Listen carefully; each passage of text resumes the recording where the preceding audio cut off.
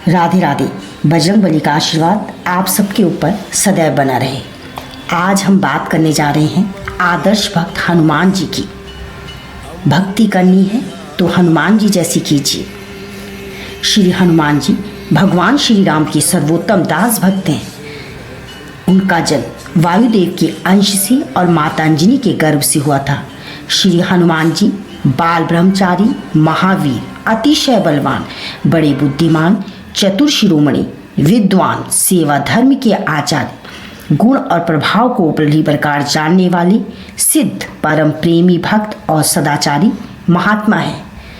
हनुमान जी युद्ध विद्या में बड़े ही निपुण, इच्छा अनुसार रूप धारण करने में समर्थ तथा भगवान के नाम, गुण, स्वरूप और लीला के बड़े ही रसिक हैं। कहा जाता है कि अब भी जहाँ श्री राम की कथा कीर्तन होता है वहाँ श्री हनुमान जी किसी न किसी वेश में उपस्थित रहते हैं। श्रद्धा न होने के कारण लोग उन्हें पहचान नहीं पाते। हनुमान जी के गुण अपार हैं। भगवान और उनके भक्तों के गुणों का वर्णन कोई भी मनुष्य कैसे कर सकता है। इस विषय में जितना भी बोला जाए बहुत ही थोड़ा है।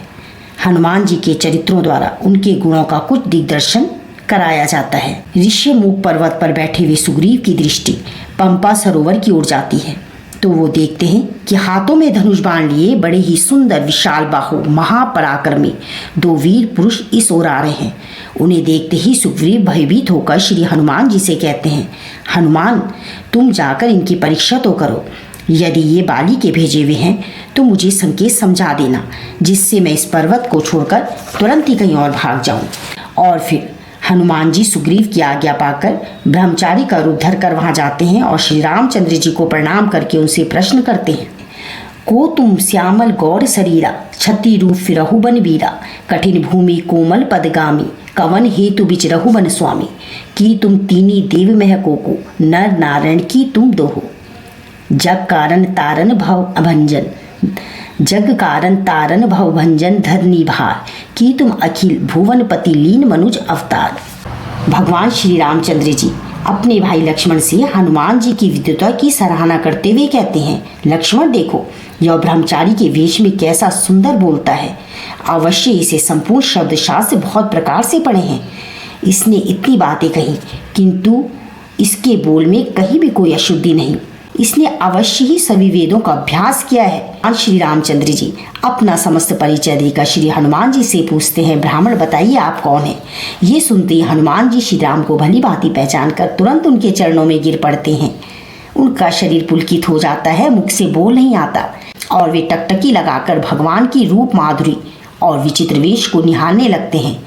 कैसा अलौकिक प्रेम है ये। फिर धैर्य धारण करके भगवान से कहते हैं, मोर न्याऊ मैं पूछा साई, तुम पूछ कस नर की नाई, तब माया बस फिरई भुलाना, ताते मैं नहीं प्रभु पहचाना, एकु मैं मंद मोह बस कुटिल हृदय अज्ञाना, पुनि प्रभु मोहि बिसारे हो दीन बंधु भगवाना, जदपि नाथ बहु अवगुण मोरे, सेवक प्रभु परे जनी भोरे।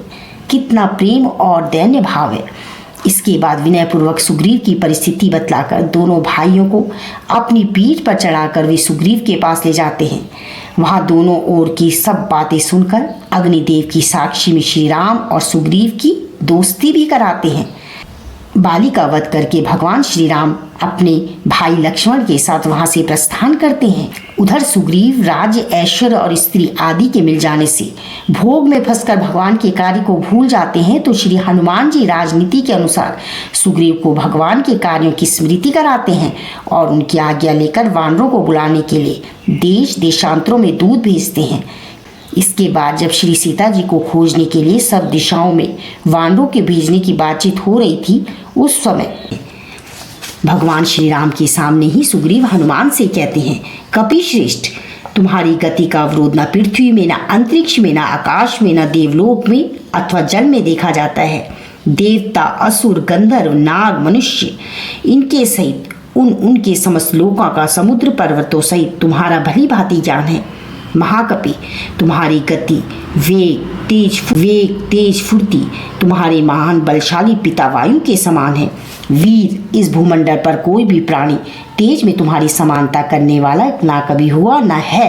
अतः जिस प्रकार सीता मिल सके वो उपाय सोचकर बताओ। हनुमान तुम नीति शास्त्र के पंडित हो। बल, बुद्धि, पराक्रम, देश काल का अनुसरण और नीतिपूर्ण बर्ताव, ये सब एक साथ तुमने पाए हैं। सुग्रीव की बातें सुनकर भगवान श्री राम हनुमान जी की ओर देखकर अपना कार्य सिद्ध हुआ ही समझने लगे। अत्यंत प्रसन्न होकर अपने नाम के अक्षरों से युक्त एक अंगूठी हनुमान जी के हाथ में देकर कहा, कपिश्रेष्ठ, इस चिन्ह के द्वारा जनक नंदिनी सीता को ये विश्वास हो जाएगा कि तुम मेरे पास से ही गए थे, तब वह निर्भय होकर तुम्हारी ओर देख सकेगी। वीरवर, तुम्हारा धैर्य, पराक्रम तथा सुग्रीव का संदेश मुझे इस बात की सूचना दे रहा है कि तुम्हारे द्वारा इस कार्य की सिद्धि अवश्य होगी। बोलो जय श्री राम, जय श्री राम, जय श्री राम।